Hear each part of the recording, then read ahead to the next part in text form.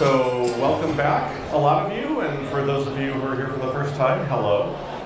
My name is Alexis van Hurkman. I'm a colorist and an author as well. One of my best known books is the Color Correction Handbook. So if you've learned something today and you want to learn more, the Color Correction Handbook covers a lot of the same material, just in much greater detail. And I also have a blog, alexisvanhurkman.com, where I write a lot about color correction. And you can also find out about the other sorts of things I do, which include some training videos and stuff like that. So that's enough self-promotion for now. So today, this afternoon is kind of the fun day. I know I've been talking about a lot of very, foundational techniques and introduction to color correction and log grading.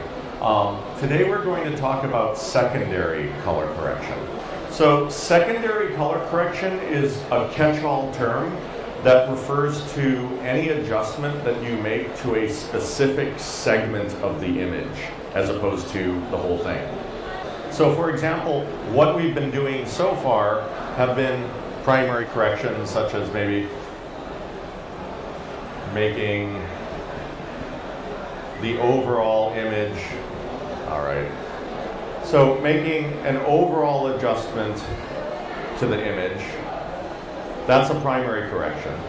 But a secondary correction is one where maybe we're just selecting the blue. And so by isolating the blue part of the signal, and now I can now make a change just to that portion of the image.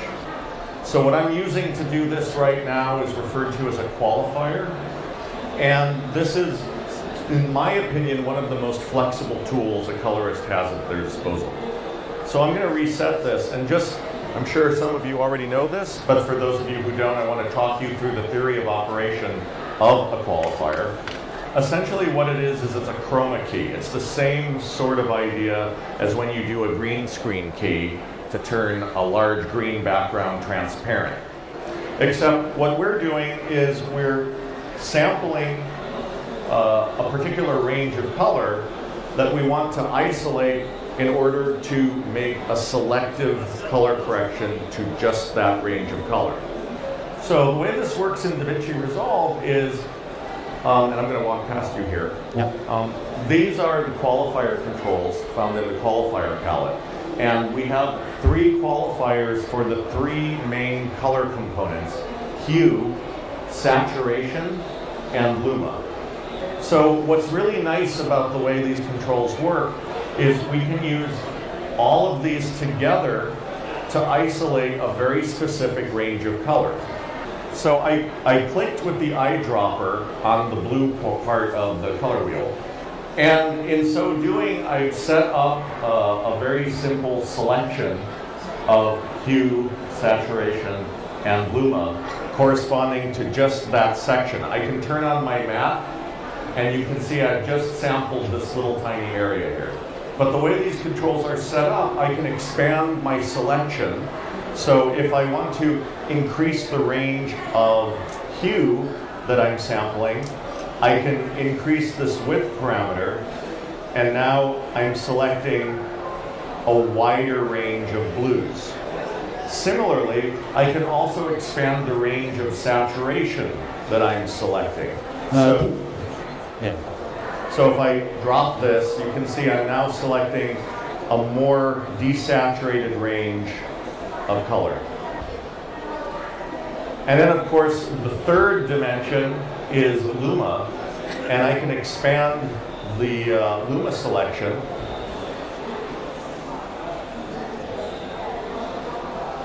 in order to widen out that isolated area even more. So you can see by adjusting the range of each color component, making it wider or more narrow, I can increase the amount of the range of blue that I'm isolating or decrease it. Now the other thing I can do is, this is basically the range of color that I'm isolating. I can also adjust the softness. So the range of a qualifier is sort of the hard inner cluster of colors that you're sampling, but the softness is your fall off. So you can see as I increase the softness, I get this very nice soft feathering at the edge of the area I'm isolating. I call this to your attention because I'm going to be using feathering a lot to create some very seamless isolations that blend in nicely with the rest of the image. So that's the general idea. To do a secondary, I use the qualifier palette. I key a range of color, and once I like my isolation, then I can make an adjustment to it. So in the palette, I also have this highlight control, and the highlight control lets me see the key that I'm creating. So it's usually pretty useful to turn on the highlight as you fine-tune your selection, because otherwise it can be hard to judge. How many people do compositing? Raise your hand. Okay, a couple. Those of you who do compositing, if I go into the settings, into the general option, there is a preset for mattes display high contrast black and white. If I turn that on, this may look a little more familiar to you. Personally, I like the color against gray look because it lets me see the color of the thing that I'm isolating. It helps me make a good judgment. Okay, so a few fundamentals before we move too far on into creative techniques. It can be challenging to pull keys. So one of the things I'm going to cover first are some different techniques for improving a key that you're trying to pull in a challenging situation. Now, one thing I really want to drill into you is you should always begin with a good primary correction, make the image look as good as you can, before you start moving into tweaking specific things. And I'm going to use my control surface to just quickly do a grade. So, for instance, I might want deeper shadows. I might want to make those highlights pop out a little bit more.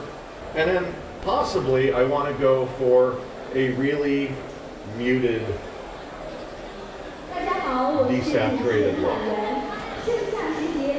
I want the color to be just bare neutral.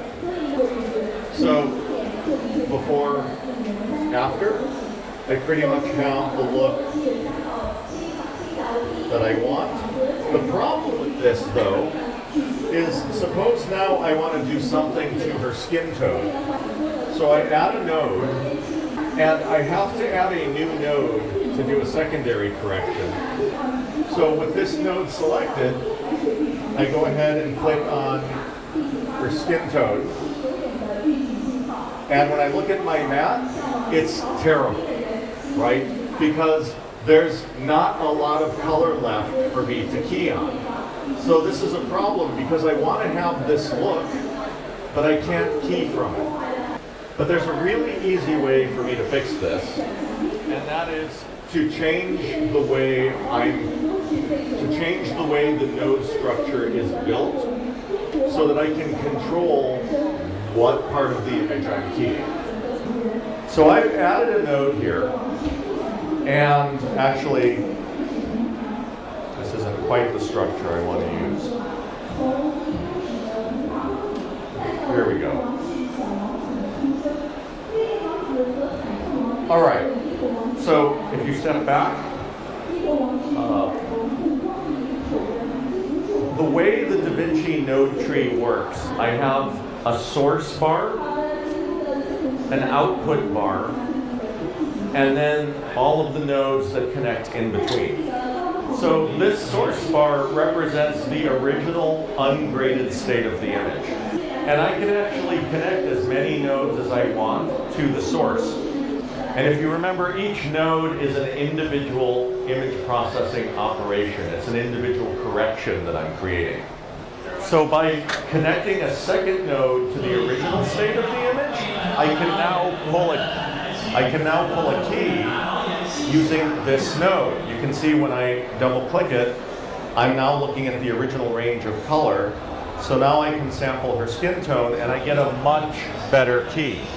In fact, I can do one better, and if I want to improve the key even more, I can add a node before that node, and in this node 4, I can actually increase image saturation. By bumping up the saturation a little bit, it makes it even easier for me to pull a more specific key. And so with this done, I can now start adjusting each of these individual qualifiers to try and get exactly the range of color that I want to isolate. Now, another thing I'm noticing here, because this is a highly compressed image, I have all this macro blocking, this chunkiness. That's because that's the way the data was compressed. Again, it's a little hard to key because it's hard for me to pull a soft edge. So a way I can fix that is to, again, go to the node that's feeding the node I'm using to pull a key, and I can blur the image a little bit. So by blurring the image, you can see that now I've gotten rid of that chunkiness. And now I can continue modifying this key to get a nice smooth range of skin tone. So other things I can do is I can go ahead and blur out the resulting key. And if I want to limit the key to just the skin that I've isolated, I can combine this with a window. So by combining a qualifier with a window, I am now only keying where the window and the qualifier intersect. So with all of this set up, now what I've done is I've routed the key that node 2. I'm routing the key that node 2 is outputting and connecting it to the key input of node 3. So basically I have two branches of my node tree. One is dedicated to pulling a key. The other is dedicated to manipulating the image. So if I select node 3, which is set up for a color correction, I can go input the key that is being fed to it. And with this setup, it's now very easy for me to do something like add just a little bit of color to her highlights. In fact, with this setup, I can go so far as to go back to node 1 and desaturate the background completely. I can drain all the color from the image, and yet by using a second set of nodes, I can still pull a key and use that key to feed false color to the image. So this is a really important technique. Once you master this sort of method of pulling a key, I guarantee it'll help you pull keys in a variety of really troublesome situations.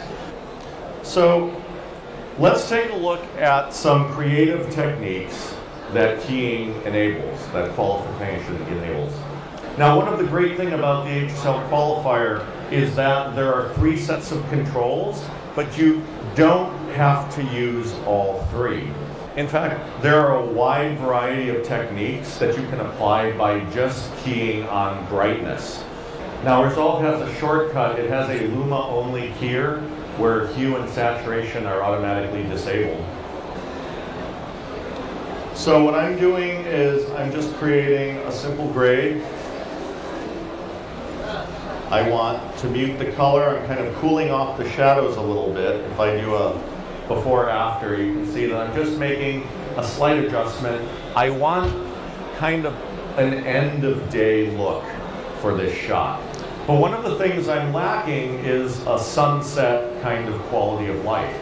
I've generally found that one of the best ways to create a sunset look is not to splash warm light throughout the entire image, but to use a qualifier to selectively isolate just the highlights of the image.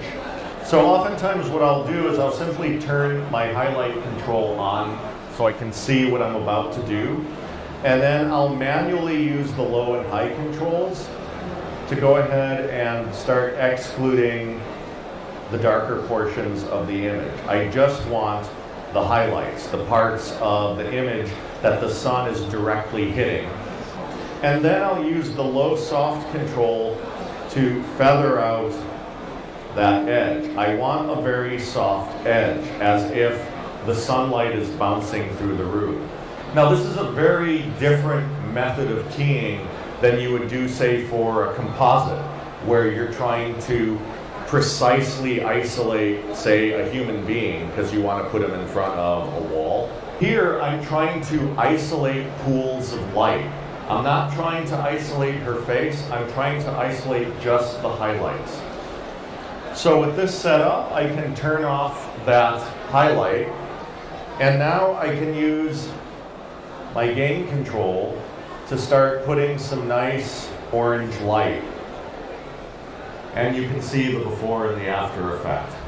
This is a much more sophisticated approach than simply adding orange highlights to the whole image.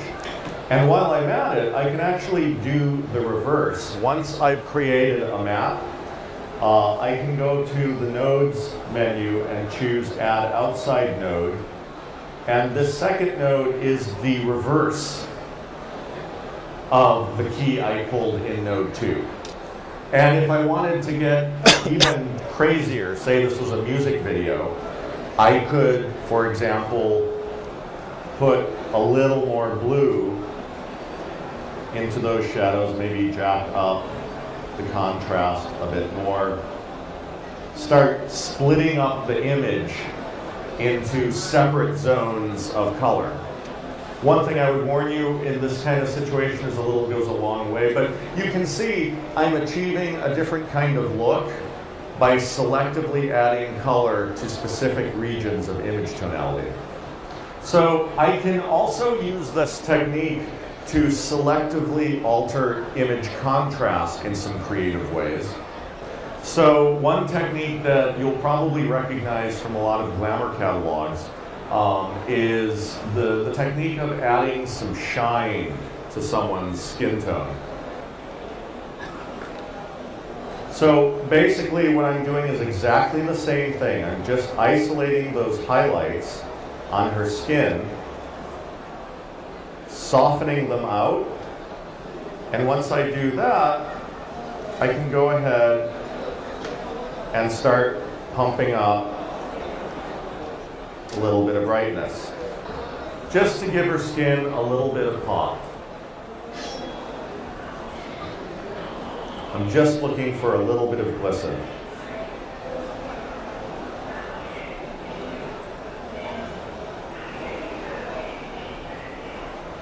Now, this technique is also probably recognizable from some other films you may have seen. I'm going to go to this image right here. There's a look that I refer to as undertones. So I've got this image here. It looks good. The client wants a little something extra. So I add a node. And this time around, what I'm going to do is, instead of isolating the highlights, I'm going to isolate just a thin band of the midtones. So I have to work kind of slowly because my computer's not as quick as I wish it was, but I'm excluding the darkest shadows and I'm excluding the brightest highlights. And then I'm softening up the result.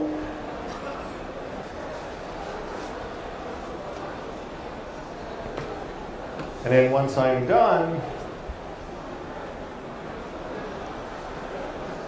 I can say start adding a blue undertone. So you can start adding a bit of green.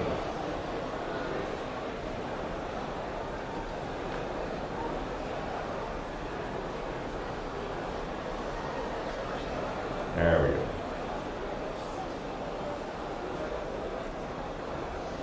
This can be a tricky one to pull off well. You just want to add a little whiff of that pea green.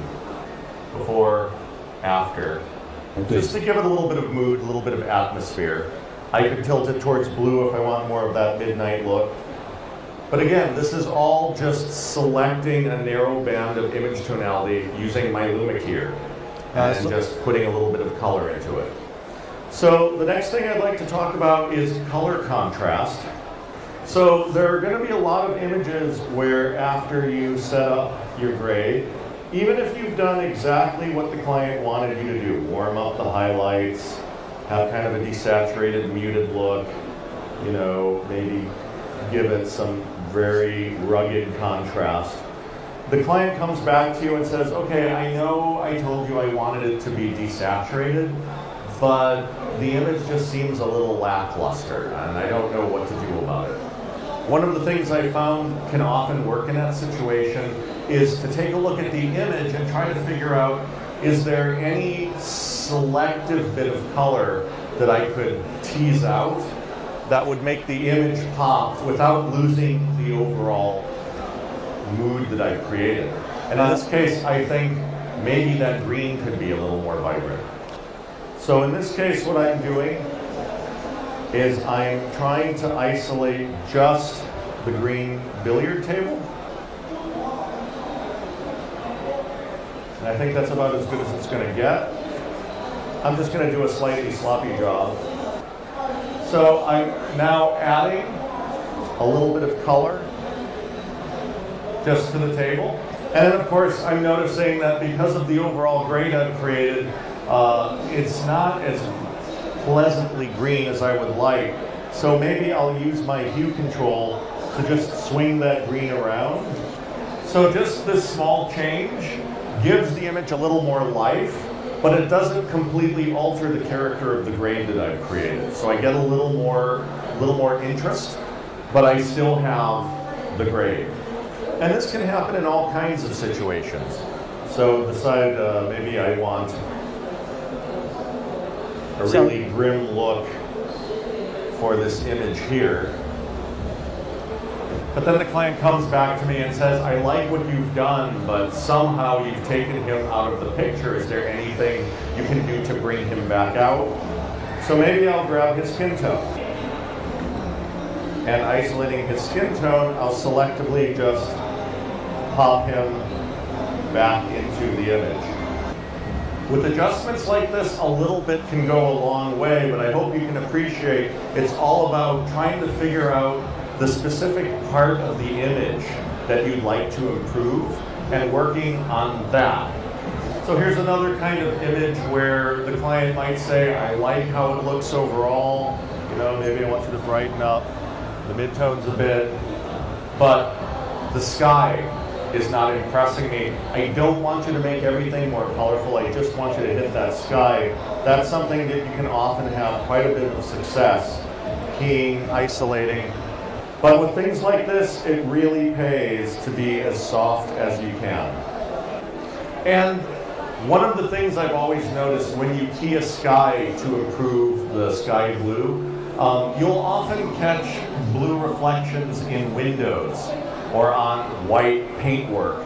And it's tempting to leave that out, but generally speaking, anything that's catching that sky color is something that you're going to want to include in the adjustment. So, and by the way, when you're adjusting skies, you want to be aware of making them too blue because they can come across as purple. Skies are generally somewhere in between cyan and true blue. So, moving on.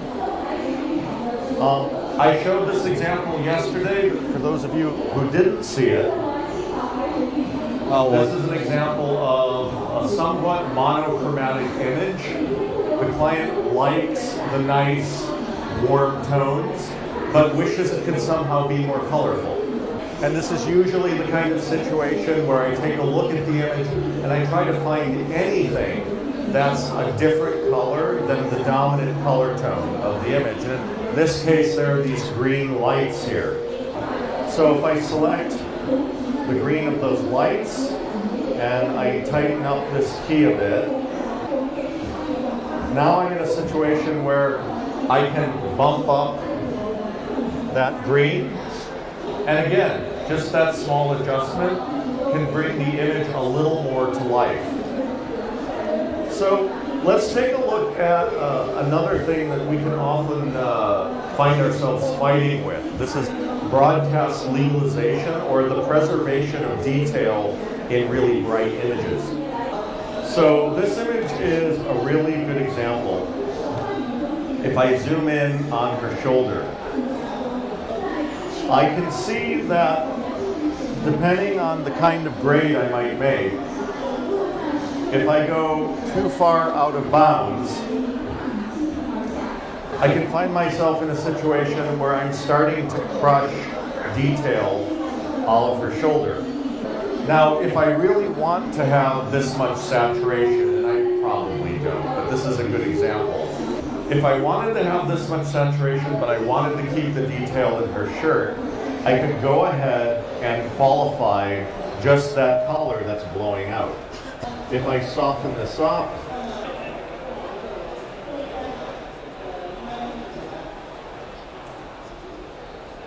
there we go. Now that I've isolated the part of the image that's blowing out, I can selectively desaturate just that portion of the image. So now I can have my cake and eat it too. I can super saturate the image, but I can prevent the loss of any detail that I want to make sure I've got. Here's another example. If I look at this image in my video scopes, I can see that the red is clipping right off the chart. Now, the simple fix for this would be for me to simply desaturate the whole image, but that's a little depressing. I liked the green in the grass, I like the color everywhere else, I just don't want the red car to be causing the tape to get sent back to me. So in this situation, I'll go ahead and just key out that part of the red that's going illegal, and then I can very specifically desaturate just that part of the image. Widening this out a little bit. By the way, if you have a control panel, these low and high controls are usually mapped to knobs, which can make it a lot faster to make these kinds of adjustments. So with the red of the car isolated, I can now just legalize that red color and leave saturation throughout the rest of the image alone. And by the way, just as with the technique I showed you before using Luma only, you can use other combinations of qualifiers for more specialized adjustments as well. In this case, I've got this police car that's clearly blowing out. I need to try and legalize every color in this image that is out of bounds. And one of the easiest ways for me to do so is to turn off Luma and Hue and just use my saturation control to very softly capture everything over a certain threshold. With this done, it's really easy for me to go ahead and desaturate just the oversaturated portions of the image. Again, without losing saturation everywhere else where maybe I want to keep it. So qualifiers are incredibly useful and flexible, but there's another way of doing a secondary isolation, and that's using a window. Windows were Da Vinci's brand name for effectively drawing a shape to isolate part of an image. So I'll show you what I'm talking about. We've got this image right here. You know, a little bit boring. Maybe I wish there was a little more going on in the sky. So one of the things I can do is I can turn on this rectangular window and use it to create this feathered gradation in the sky. Once I've done that, I can maybe darken the sky, maybe add just a little bit of blue. So now instead of having this big white overcast day, I have a very different kind of mood.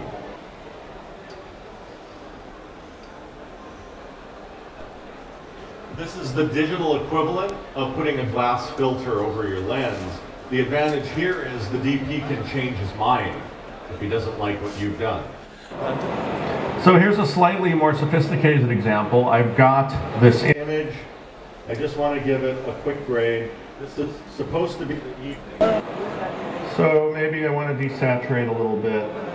But I'm running into a problem. As soon as I hit the point in my grade where I'm happy with the way the woman looks,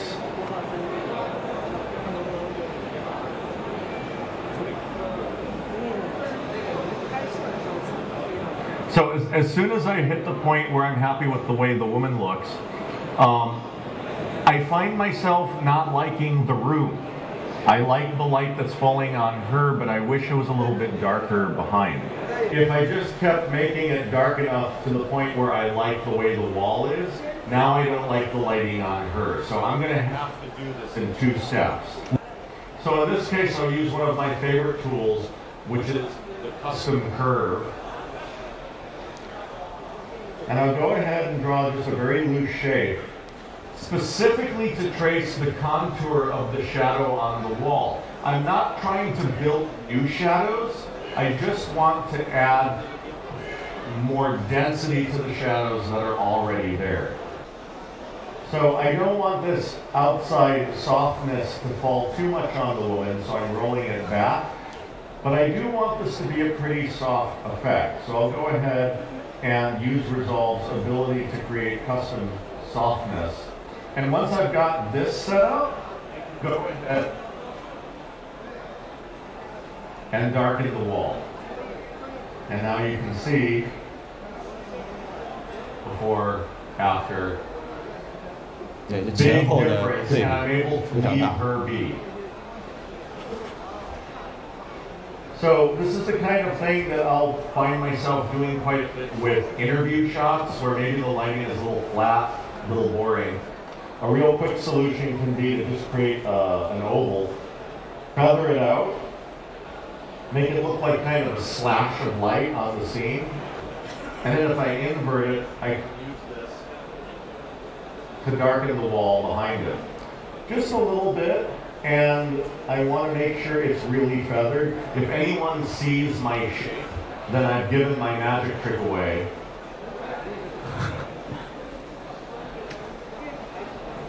So before, after, just to add a little bit of visual interest to the room, try to move the viewer's eye more towards him.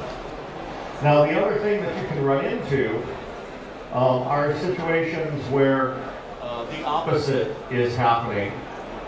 The environmental lighting is quite good, but maybe a character isn't sticking out as much as you want him to. In this case, we have this actor in the background who's kind of disappearing into his own shadows. So one thing we can do often in a situation like that is to just selectively use a shape, a well-feathered shape, and use it to not just lighten his face, but add more contrast. I want to keep the shadow level about where it is. If he starts looking washed out, then it's not going to look as good as I'd like it to. So in this case,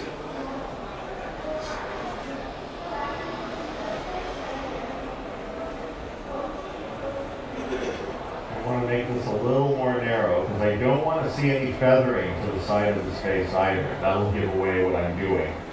So this is a very selective difference, but you can clearly see the expression on his face better. But any of you who saw the beginning grading class know that whenever you stretch contrast with the RGB controls, you increase saturation. I can see his face is now way more colorful than the rest of the scene. In this case, I want to just drop that saturation back down. And incidentally, one of the great advantages of qualifiers and one of the disadvantages of shapes is that because a qualifier is a key, if the subject you've keyed is moving around, then that you don't have to do any work. We don't have to keyframe anything because the colors was being isolated. With a shape, you may need to keyframe it to keep up with the subject. However, Resolve has a really nice feature. This is one of its marquee features, actually, and that is an incredibly good motion tracker. So, as you'll see, this guy's going to get up and move. And as he does so, the shape is going to move right along with it. So I don't have to worry about him moving out of the shape. Now, so far we've seen the use of these techniques for color correction, but you can also use these techniques to manipulate focus, sharpness, and texture. So in this case, we have a fairly clearly soft focus shot, and those of you who deal a lot with 5D and 7D footage will know that it can be really hard to pull focus, especially if the filmmaker doesn't have a lot of money to pay assistant camera people. So most color correction applications have sharpening. Resolve has a very nice sharpening feature that you can use to create an artificial sense of image sharpness. If I do it before or after, you can see what I've done just with this little bit of sharpening. The problem with sharpening is if you cross a certain threshold, it can start to look artificial. However, one of the ways you can sometimes get away with doing a little bit more is by only sharpening a localized portion of the image. So the way DaVinci Resolve is designed, every single operation you can do inside of a node can be limited using a window. So in this case, instead of using a window to localize a color correction, I'm using it to localize that sharpening effect. So if I do it before and after, you can see that now I'm just sharpening this eye line.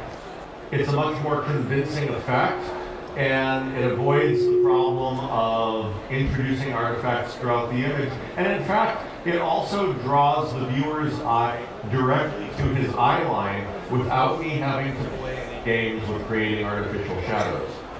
So I hope this has given you a pretty good idea of the possibilities for using secondary color correction to solve a wide variety of problems.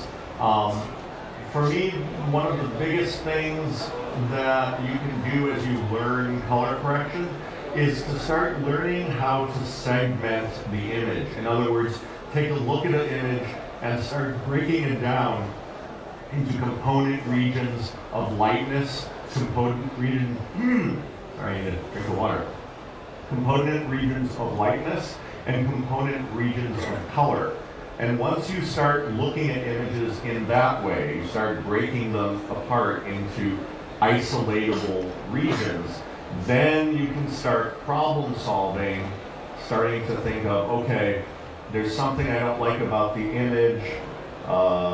Maybe the problem here is once I make my overall adjustment, she's way too Mediterranean and he's way too red. So a correction that's going to make her look good is going to make him look even more red. A shot like this can really throw you into despair, but if you start thinking in terms of, okay, I've taken the primary correction as far as I can go, how can I break this image apart into pieces that'll make it easier for me to solve my problem, you might consider that his face is red enough to key. So by keying his face, combining that with the window, and just isolating him, I can go ahead and make an adjustment. 所以现在我就可以 to 通 bring 过这 him 两 a little more into line before, after.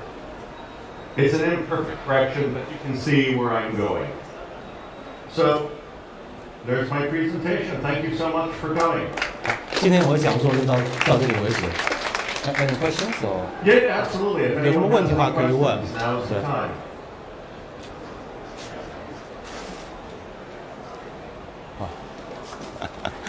He always asks a lot of questions.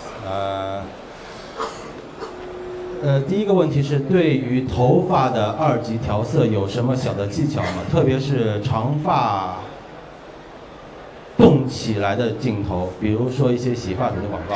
Oh, grading. Oh, you know what? That's actually an incredibly good question. One of the biggest challenges I find for grading people with dark hair is that the hair disappears completely when you want to do any kind of contrast adjustment. And it's not just people with black hair, it's brunettes with brown hair. Same thing. Let's see. So this is a perfect example. She has dark hair. And if I want to, well, actually I need to clear this grade here. Reset. All right. So if I want to add some shadow density to this shot, you can see her hair starts going straight to just flat black. I'm losing detail and it's not particularly attractive.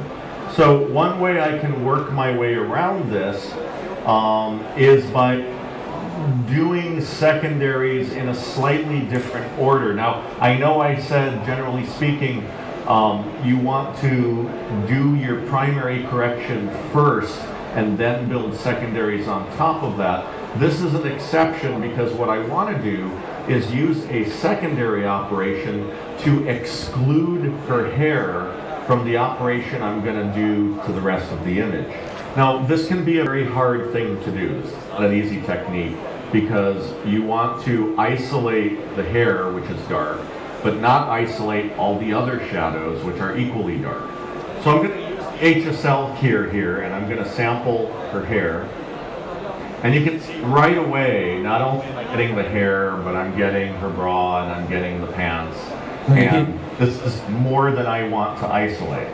So generally speaking, I want to work my way down all of the qualification controls and see how narrow a key I can get away with that just gets the hair. And I'm a lazy colorist, so I like to try and pull the best key I can before I have to start doing other things. So this is pretty good, but there's no way I'm going to get her hair isolated just with a keyer. I'm going to have to combine it with a window. So I'm using this window to intersect that key. So now I've got a fairly good isolation of the hair. And at this point, maybe I can get a little more aggressive.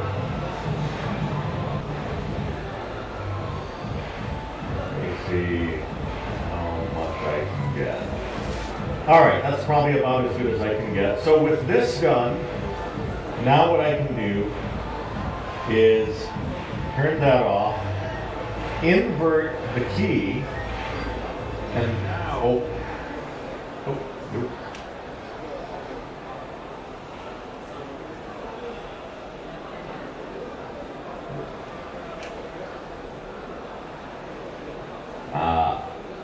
I know what I'm going to need to do. I am going to need to get even trickier. I told you this isn't easy. So I'm going to use this just as a map. I'm going to add a new node.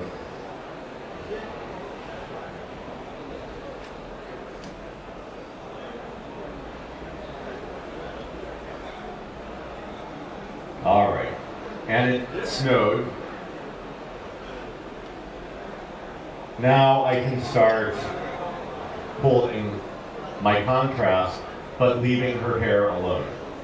So chances are there's going to be a threshold where maybe I need to do a little something to the hair just to make it match a bit more.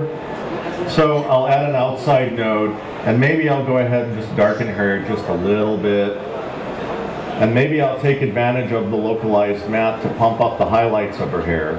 But the bottom line is, with this situation, I now have the ability to manipulate everything but her hair, and then do something separate just to her hair. So this is a technique I use when I want to add contrast to an image and I want to leave the hair out of it, so I can preserve the detail.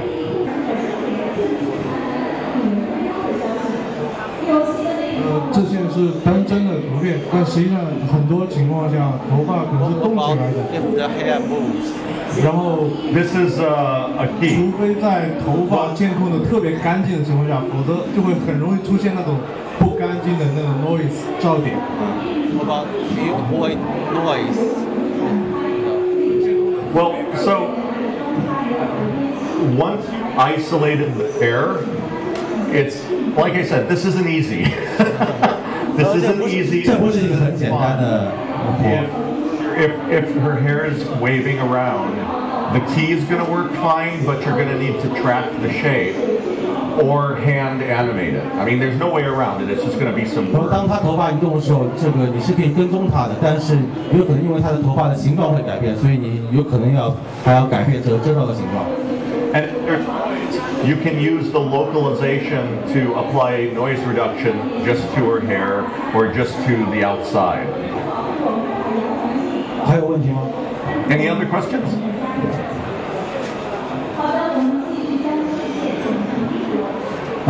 想把女演员皮肤磨光滑或者调成柔光滤镜效果，有没有好的解决方法？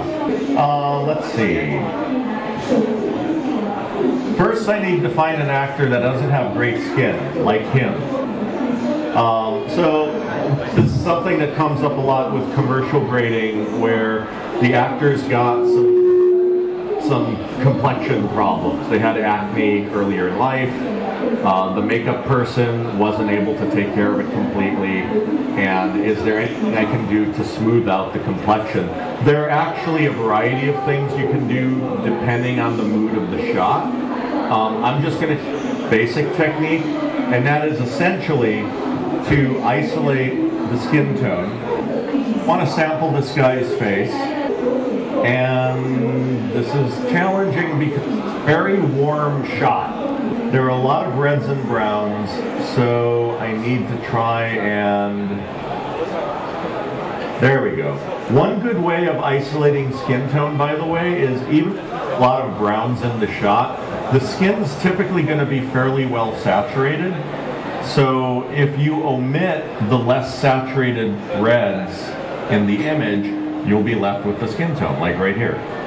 Now, one of the important things about pulling a key to soften skin tone is that you want to pull it in such a way that you omit the dark details of the face, like the eyebrows, the edges of the lips, the edges of the eyes, because you don't want to blur the detail of the face, you just want to blur the complexion. Again, it can be really hard to pull a perfect isolation just with a qualifier. So invariably, I'm going to use a qualifier with a window together to achieve the kind of isolation I really want. All right, so I've got this set up, and now I'm ready to actually do the effect. And again, he's going to be moving around, so I'll want to use this window in conjunction with the motion tracker. Again, I'm lazy. I don't like to do any work. I don't want a keyframe if I can avoid it.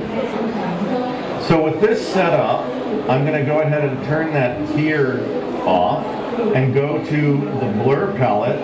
And the simplest, most ham-handed adjustment I can make is to use the blur palette to just go ahead and blur out his complexion a little bit. Now, like I say, this is a pretty obvious adjustment. So if this is too much, there are a few other things we can try. I have another tool in Resolve called Mist. And Mist is a less obvious tool to use. The idea behind Mist is it's supposed to be the Vaseline on the lens kind of effect. So the way Mist works is first you sharpen the image, which I know is very intuitive, but then you lower the mix parameter and it creates this kind of not quite a blur, but an overlay of a blur. So that's another thing that you can try. There is a third technique that you can try in Resolve. That is to use noise reduction instead of blur or mist. I generally find it's best if you can figure out 3 or 4 ways of doing something, because if the client doesn't like the first way, you can try the second way. If the client doesn't like the second way, you can try the third way. So in Resolve 9, my noise reduction controls are part of this primaries palette. Down here at the bottom, I've got noise reduction, threshold, blend, and radius. If I raise the threshold, you can see I start to average that detail on his face together. It's not quite a blur. It's just a... So this is my third technique. If the client doesn't like this, it's kind of like, okay, you can either go to a compositing artist and start doing digital paint, which is going to cost you a lot of money. And that's usually when they say, you know, I like that second technique the best. We'll just stick with that. Now, by the way, there is a related technique that I sometimes use, not for overall skin softening, but when there's a specific blemish you want to try and minimize. So in this particular image, I've got this actress who has this little tiny dot. And, you know, I don't think it's a problem, but the client decides it's a problem and says, hey, Alexis, is there something you can do about that?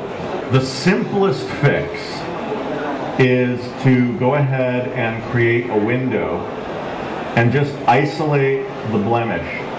And I want this window to be pretty tight, because what I'm going to do if the window's too big will look more obvious than I want it to be. So with this window set up, now what I can do is to go to my blur palette and just blur it out. Done. This doesn't always work, but when it works great. Now, of course, someone's probably going to ask, well, but she's moving. This is where Resolve's tier or tracker really comes in handy.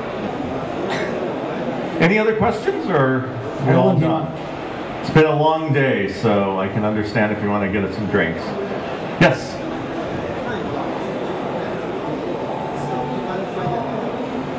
我想问2个问题，可以吗？可以。第一个问题是什么吧？就是素材，就是如果移动位置的时候，就是说达芬奇里面显示是黑色的，除非是把它重新归到同一个位置，因为就是小公司一般在制作的时候，有时候很容易改变这个目录的位置，就是能否有一个方法，就是说重新指认的这样就是这样的素材？自动指认。对，通过手动也可以。Have him ask me that later. That's not an easy question to answer. The fast answer for that.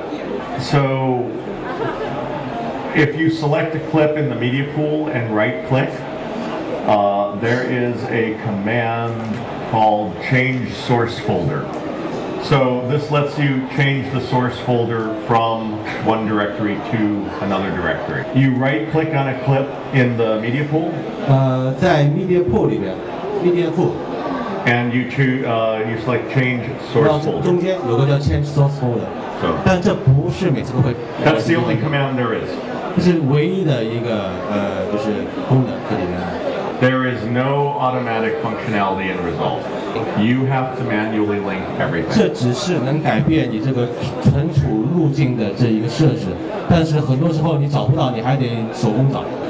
So anyway, thank you all for coming. Any other questions about secondaries? How to whiten the skin?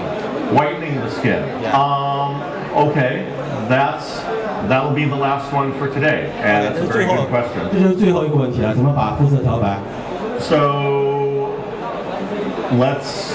I'm not going to do it with her. I'm going to do it with her. Okay.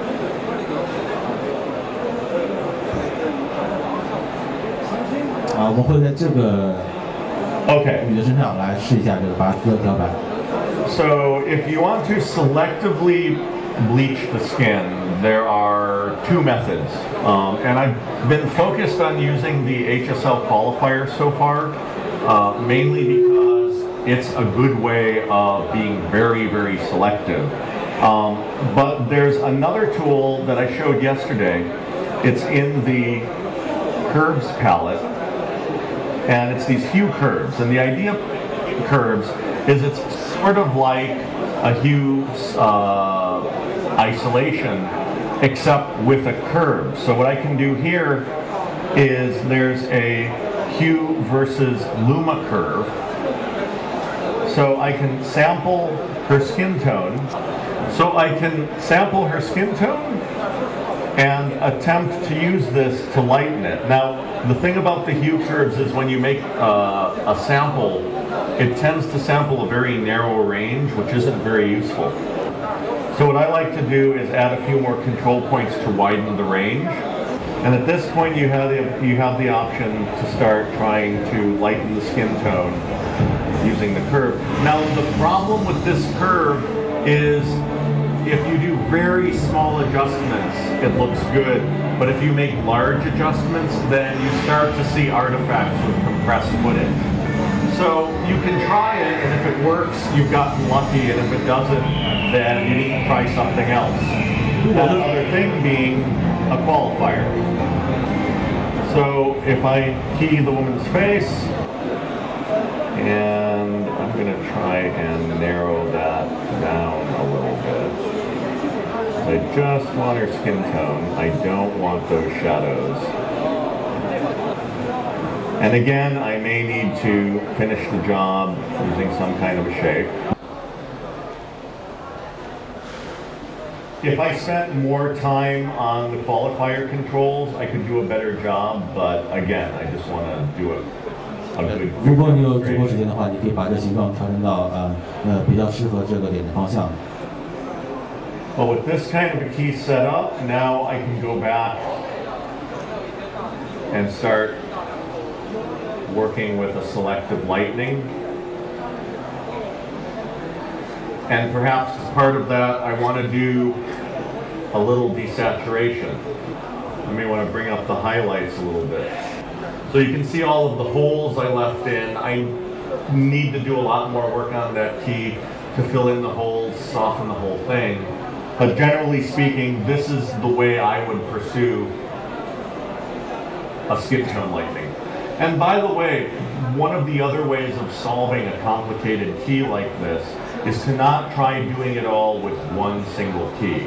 And this really is the very last thing I'm going to show. I'm just being swept away by enthusiasm here.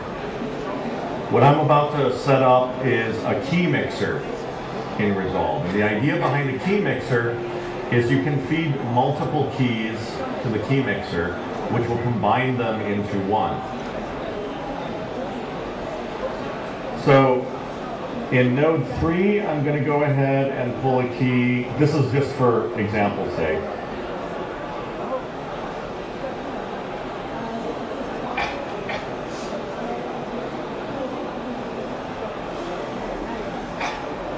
Well, this isn't a very good example to show for that. Well, let me see what I can do. All right.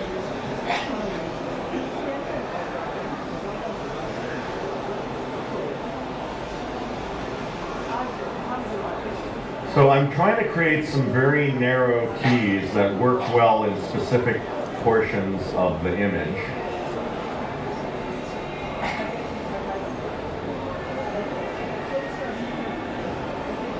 So here's an example. In this key, I've got really good darker portions of the image.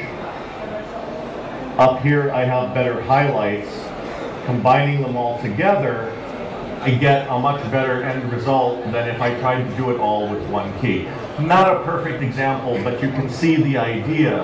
If I'm able to pull multiple high-quality localized keys, I can add them all together and end up with a much better result.